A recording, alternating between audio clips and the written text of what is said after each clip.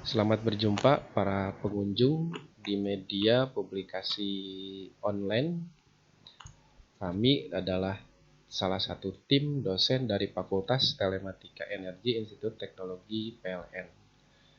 Media publikasi online ini kami buat untuk mempresentasikan kegiatan kami, yaitu kegiatan penelitian dan juga pengabdian kepada masyarakat. Kegiatan ini dinaungi oleh LPPM Institut Teknologi PLN. Jadi kami juga mengucapkan terima kasih kepada LPPM Institut Teknologi PLN karena sudah mendukung, mensupport dan juga memfasilitasi kegiatan kami. Presentasi yang akan saya sampaikan ini adalah penelitian unggulan tingkat departemen dan juga fakultas Telematika Energi Institut Teknologi PLN yang dilakukan periode tahun 2019-2020. Dan ini adalah tim kami, saya sendiri Hendra Jatnika sebagai ketua peneliti, kemudian anggota saya adalah Bapak Yudi Purwanto, Ibu Seli Karmila, dan Bapak Muhammad Rifai. Dalam kegiatan penelitian yang kami lakukan di sini juga melibatkan mahasiswa, yaitu Saudara Muhammad Yasir Mawardi dan Saudara Rian Hasyando Silaen. Untuk topik penelitian yang kami lakukan ini mengambil judul monitoring kualitas air berbasis smart system untuk ketersediaan air bersih yang produknya kami namakan Alukar. Penelitian ini dilakukan di Desa Ciaruten Ilir, Kecamatan Cibumbulang, Kabupaten Bogor. Selain tepat untuk dilakukan penelitian ini, institusi kami juga memang sudah bekerja sama dengan Desa Ciaruten Ilir tersebut untuk berbagai kegiatan yang diantaranya adalah kegiatan penelitian dan juga pengabdian masyarakat. Topik presentasi yang akan saya sampaikan ada 4. Satu adalah terkait objek penelitiannya, kemudian latar belakang, solusi, dan diakhiri kesimpulan. Nah, kita masuk ke objek penelitian Desa Ciaruten Ilir. Dilihat dari kondisi saat ini dan juga kondisi geografis. Ini ada tampilan yang saya ambil dari Maps. Nah, bila dipaparkan secara singkat, Desa Ciaruten ini terletak di sebelah barat Kabupaten Bogor dengan ketinggian kurang lebih 460 meter di atas permukaan laut. Kemudian memiliki curah hujan juga yang tinggi dan jumlah dusun, kemudian jumlah RW, jumlah RT, sampai dengan jumlah rumah tangga atau rumah.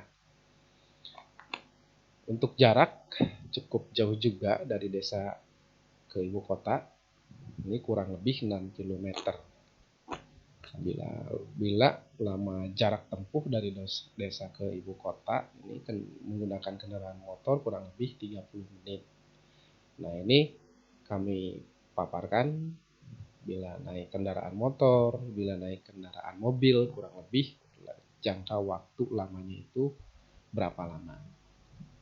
Nah, secara administratif, Desa Ciaruten Ilir ini terletak di sebelah utara Desa Cikodom, Kecamatan Rukmin, sebelah selatan berbatasan langsung dengan Desa Leuweung Kolot.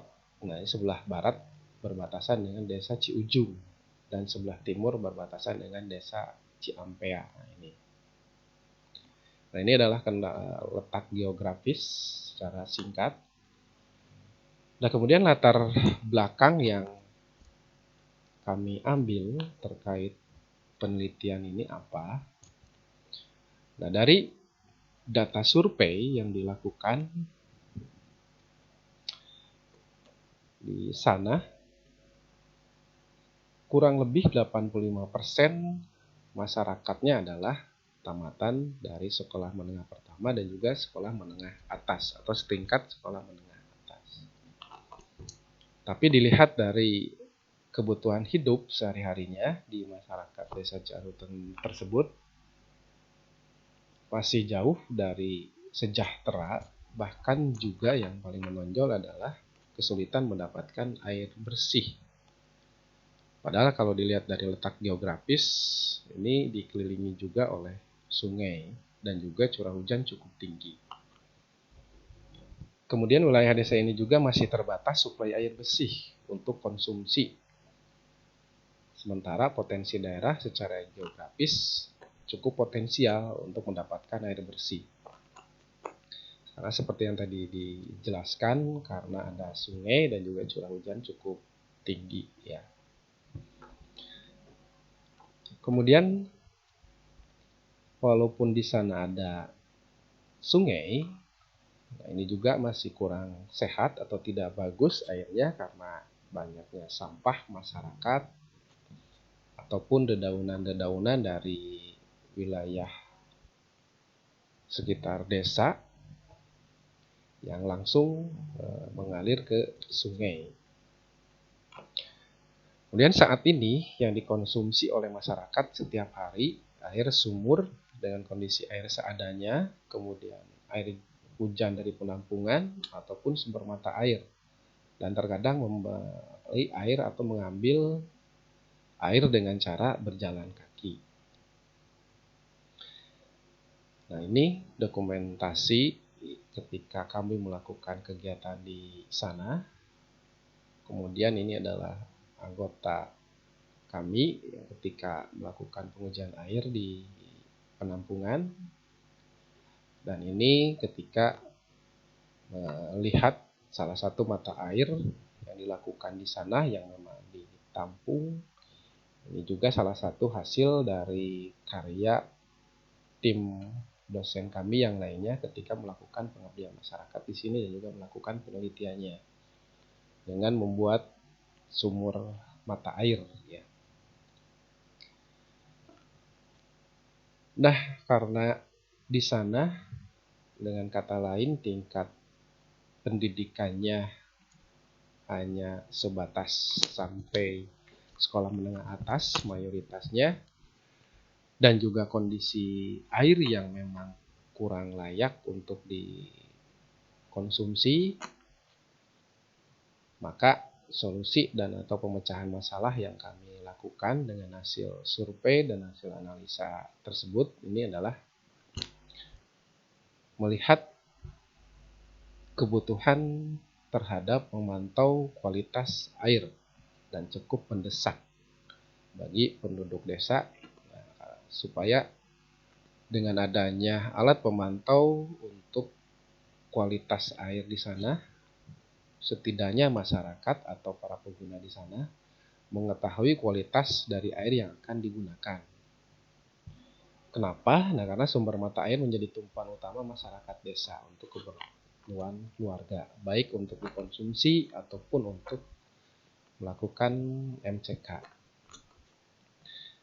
Nah, berdasarkan latar belakang tadi, karena tidak adanya alat untuk memantau kualitas air, maka kami di sini mengambil kesimpulan membuat topik penelitian bagaimana untuk membuat sistem monitoring kualitas air berbasis smart system untuk ketersediaan air bersih di Desa Ciaruten Ilir tersebut. Ya, karena dengan kata lain ada air yang di sana seadanya, kualitasnya tidak terpantau apakah layak dikonsumsi atau tidak, karena mayoritas di sana tahunya air dari mata air bisa dilakukan untuk berbagai kegiatan atau untuk kebutuhan rumah tangga.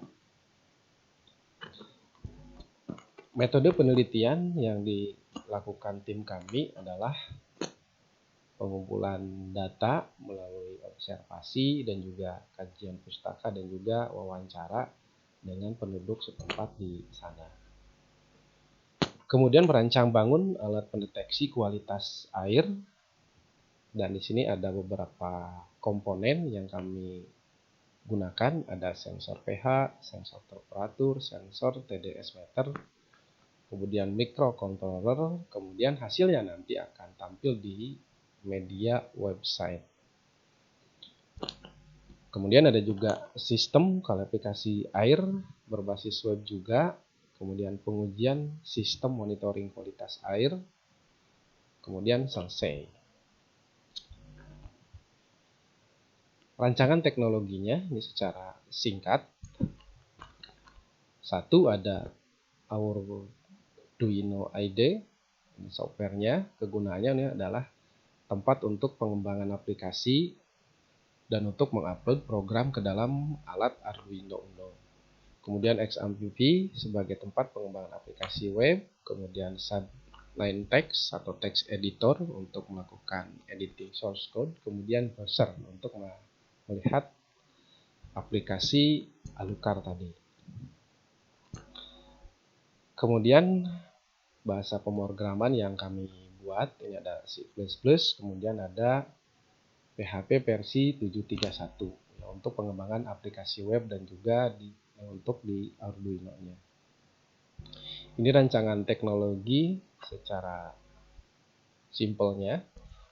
Ada sensor, kemudian sensor pH, kemudian yang lainnya sampai dengan mengambil sampel air, kemudian ini melewati sistem IoT yang tergabung di perangkat tadi, kemudian muncul di website secara internet yang bisa dilihat oleh publik atau para pengguna. Perangkat teknologi yang digunakan Arduino Uno, sensor suhu, sensor parameter, modul GSM, kemudian sensor TDS. Dan ini kegunaan secara singkatnya dari setiap perangkat ini. Ada pengendali sensor untuk mengolah data, membaca suhu air karena sensor Dallas. Ini yang berkemampuan juga tahan air atau waterproof. Kemudian sensor pH untuk mengukur konsentrasi hidrogen ion atau pH. Kemudian untuk modul GSM ini berfungsi untuk melakukan pengiriman data ke Arduino sampai ke web servernya. Kemudian sensor TDS meter ini berfungsi untuk mengukur total TDS. Ini secara singkatnya disampaikan. Kemudian ini adalah dokumentasi ketika kami melakukan rancang bangun dan juga pengujian Alucard ya. Dan ini adalah sampel-sampel air yang sudah kami ambil, dan ini sebagian peralatan yang kami rancang bangun, mengkoneksikan ke aplikasinya, kemudian diuji juga dari setiap sampel air ini.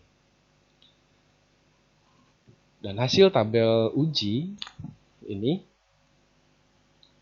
dimulai dari menyediakan alat, kemudian test case-nya untuk menghubungkan ke power bank juga kami coba sebagai media suplai energinya, apakah menyala atau tidak, kemudian menampilkan data pengukuran sensor. Nah, ini kenapa ada power bank, karena di sini kami bangun juga alat ini portable. Jadi tidak disimpan di salah satu tempat, tapi ini bisa portable dibawa ke beberapa titik untuk menguji kualitas air di tempat studi kasus atau di Ciaruten di sana. Yang bahkan mungkin ke depannya karena ini portable, ini bisa dilakukan juga pengujian untuk kualitas air di tempat-tempat lainnya. Nah, kenapa juga harus mengambil topik menguji alat kualitas air? Padahal kan memang kalau untuk menguji air ini banyak sekali alatnya, tapi itu umumnya adalah per item. Sedangkan kami di sini melakukan penggabungan dari beberapa alat untuk mengukur kualitas air yang dijadikan satu bundel yang disebut kami alat ukur kualitas air, atau sebutnya adalah Alucard. Kemudian bisa muncul di media website sehingga bisa disimpan di database dan bisa juga digunakan oleh pihak-pihak yang dibutuhkan ke depannya. Nah, ini juga pengujian ketika melakukan pengiriman data ke web server.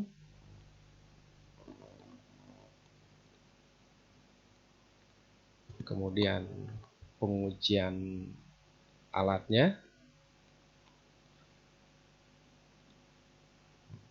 Kemudian ini adalah interface hasil dari pengujian. Dimulai dari kapan dilakukannya pengujian, bagaimana pH meternya, hasil uji air tersebut, TDS meter sampai ke Celsius. Nah, ini yang tadi saya sebutkan, ini penggabungan di dalam satu bundel perangkat yang kami namakan Alucard dan statusnya.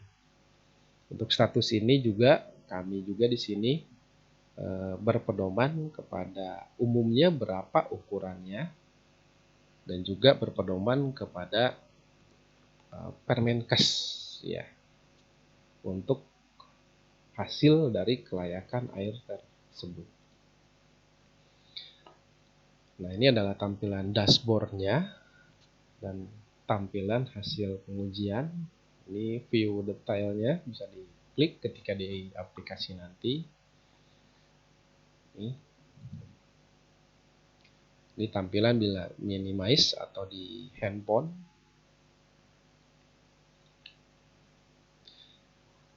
Nah, jadi kami simpulkan dari pembuatan Alucard ini, satu, Alucard dapat menjadi satu solusi bagi masyarakat untuk dapat mengetahui kualitas air yang akan digunakannya.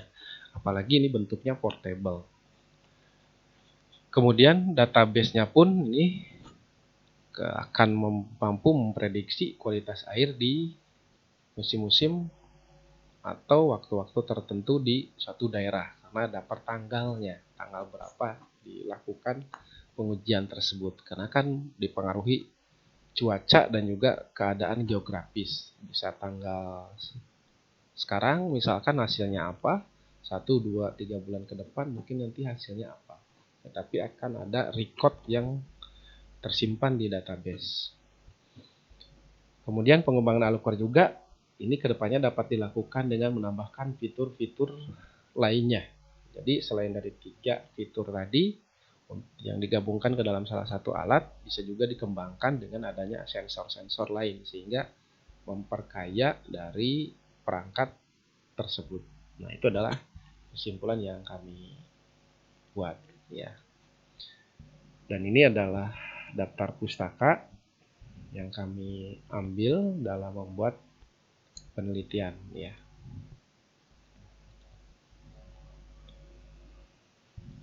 Nah, itu saja yang kami sampaikan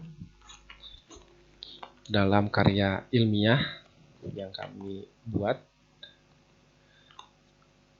Terima kasih, sampai berjumpa di presentasi karya-karya ilmiah yang lainnya.